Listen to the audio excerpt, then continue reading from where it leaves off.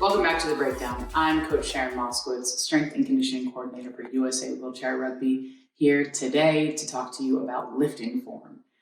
Today is going to focus on a press. So, as you can see, I am going to demonstrate a floor press. This translates very easily into your bench press as well.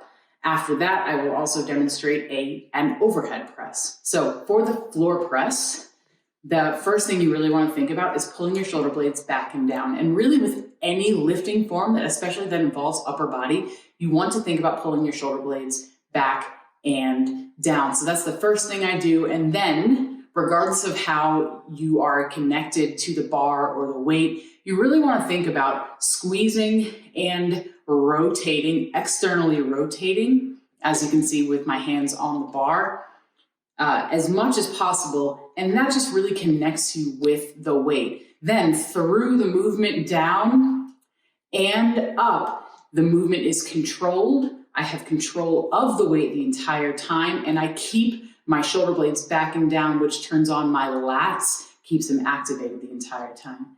Next, with the overhead press, the same type of movement happens. And I'm really, now that I'm standing or now that I'm vertical, I really want to think about spinal alignment.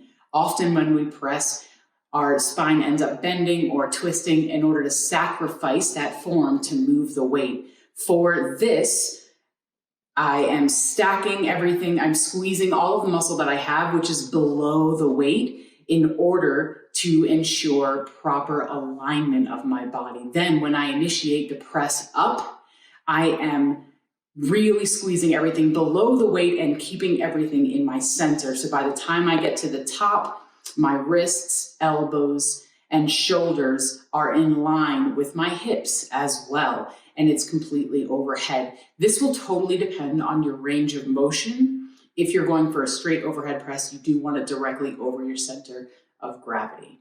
Next week, check back for an athlete demo of a pull.